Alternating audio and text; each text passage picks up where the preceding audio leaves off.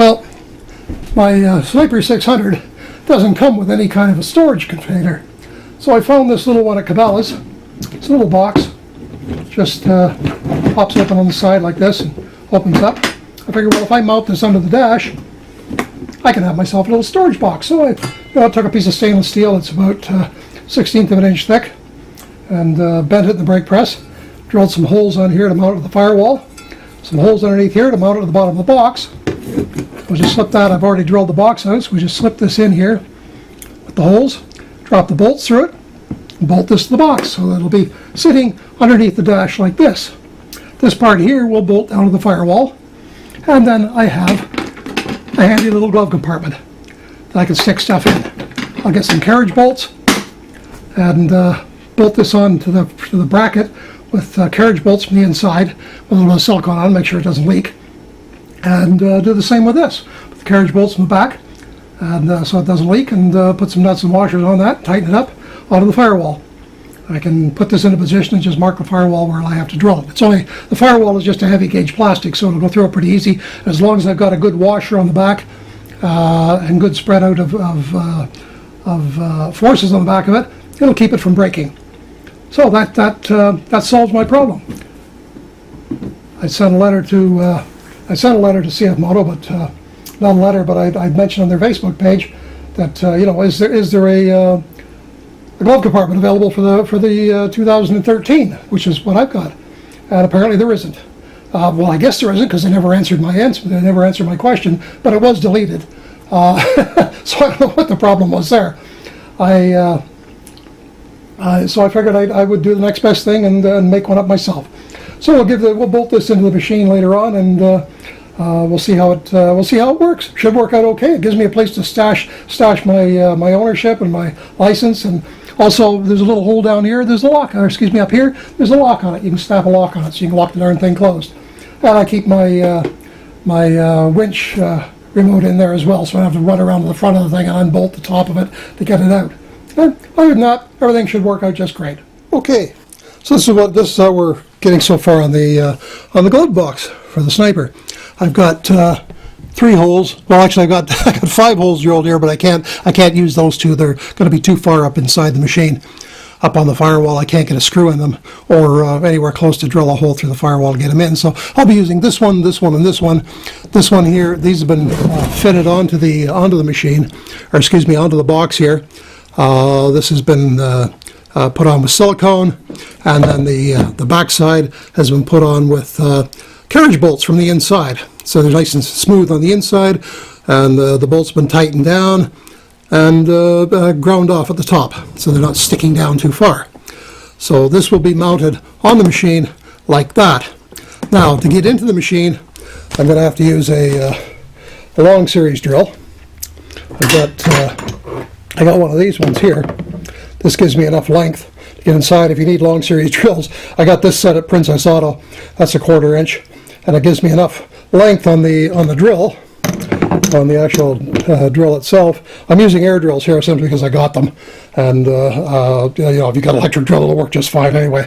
So I'm just using this with the long series drill, and I put this up inside the firewall already, and put some pencil marks where the holes have got to go, or at least these 2 holes are going.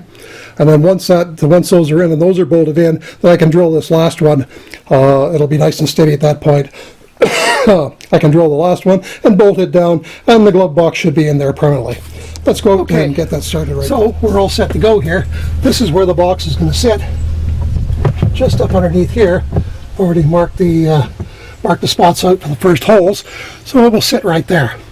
So what we'll do here is we'll connect up the drill and punch the first holes through.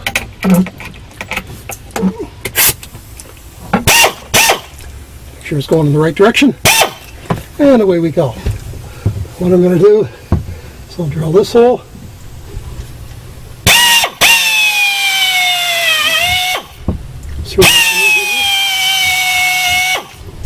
And we'll do this one over here.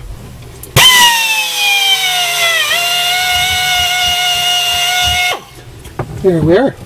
Okay, that's got the holes drilled. Okay. Okay. Success. we got the first 2 bolts in there. The reason I didn't video the installation, the actual placing of the bolts and stuff, is because it's sort of a hard spot, and I'm scared of bumping the camera. And to tell the truth, things rarely ever really go right on the first try, and nobody really likes to listen to all that cursing and swearing, so I waited till they're just through, and I put some nuts on the other side, and I'm just going to drill the 3rd hole. The one I said, oh yeah, and by the way, I lied. It wasn't the top 2 holes I was using, it was the bottom 2 holes. And I'll put the hole through here.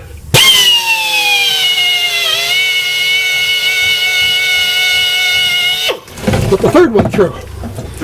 Now, the 3rd one should go in there fairly easy. Yeah, it's not a lie. And what I do is I have to reach in there with a pair of vice grips, because my hands are too freaking big to reach in there. And I will stick the screw through the hole. Hopefully. Try it this way.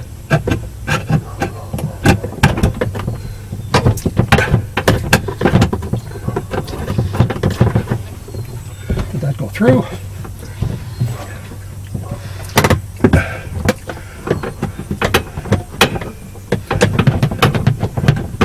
There we are, we got it through. Okay, so I'll just put a nut and a washer on the back side.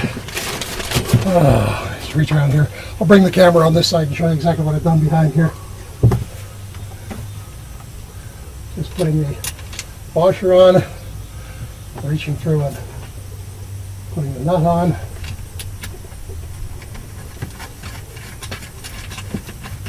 Okay, good. Okay, we didn't nick anything at all putting this through there.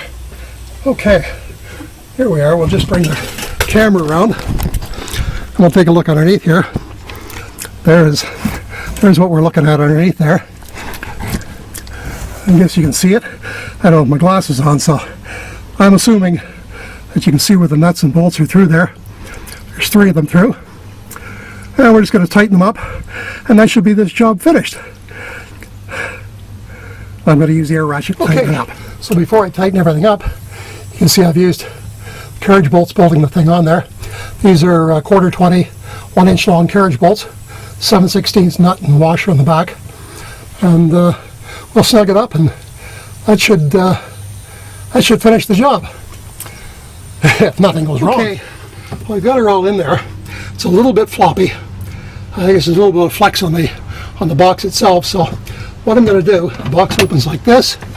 I will go to the inside and drill through here in the center and near the bottom, and drill through the plastic, the box, the stainless steel, and through the firewall, and put the 4th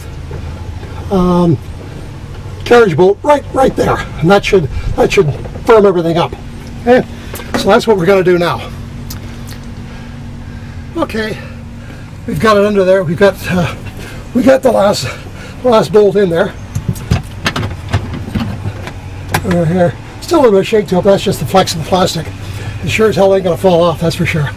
Now inside here, I put another stainless steel or a plated carriage bolt, and fastened it the other side with a washer and a nut, and drew it down tight. Nice thing about carriage bolts, they got that square shoulder on them, and you can pull them right into the stainless, and they're never going to undo by themselves.